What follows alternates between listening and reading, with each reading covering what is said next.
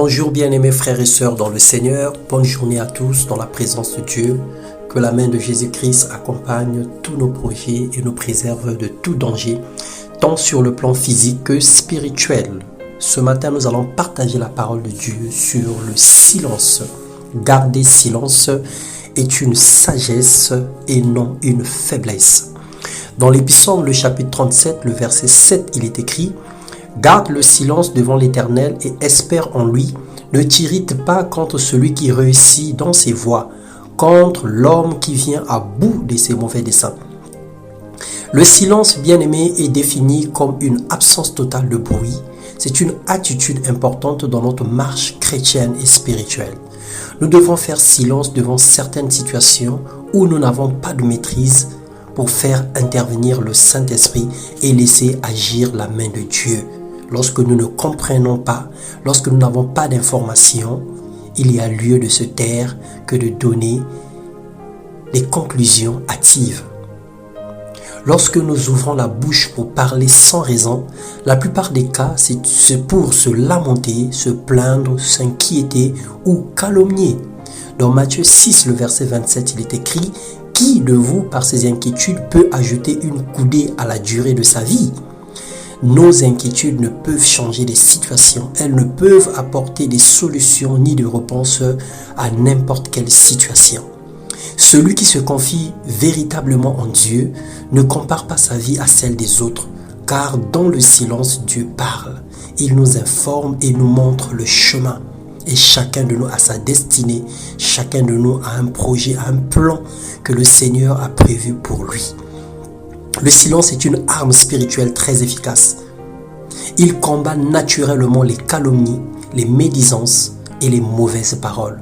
Il nous empêche d'exercer notre langue au péché et au mal, selon Matthieu 15, le verset 18. Faisons silence, mon frère, faisons silence, mes sœurs, devant des situations incomprises qui se présentent à nous. N'ouvrons pas gratuitement la bouche pour conclure ou donner un avis. Tout ce que Dieu fait est bon. Matthieu 26, le verset 63. Ce matin, nous prions: Seigneur, Dieu Tout-Puissant, tu as gardé le silence devant le souverain sacrificateur. Ce n'était pas une faiblesse, mais un élan de sagesse. Nous voulons que tu nous donnes ta nature. Accorde-nous, Père, la capacité de garder silence devant les obstacles, devant les accusations non fondées. Nous espérons et comptons que sur toi seul, dans le nom puissant de Jésus.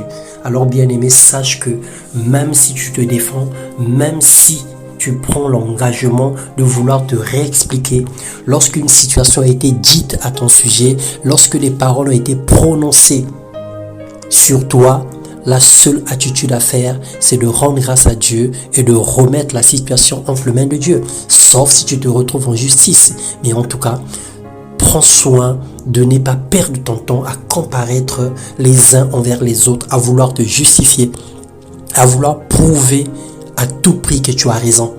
Parce que le monde ne te donnera jamais raison. Même tes prochains auront du mal à te donner raison. Mais le Seigneur qui est le maître de temps et des circonstances, qui est le véritable juge, qui connaît exactement tout début et toute fin, alors c'est celui-là qui te défendra. Et dans ton silence, l'ennemi reviendra même te demander pardon et toi, tu amasseras les charbons ardents sur des personnes qui en veulent à ta vie. Alors expérimente le silence. Parle pour dire des bonnes choses. Ouvre la bouche pour bénir. Ouvre la bouche pour proclamer la vie et non la mort. Que le Seigneur nous bénisse et qu'il nous accorde la capacité de demeurer quelquefois silencieux face à certaines choses. Dans le nom puissant de Jésus, soyez bénis. Amen.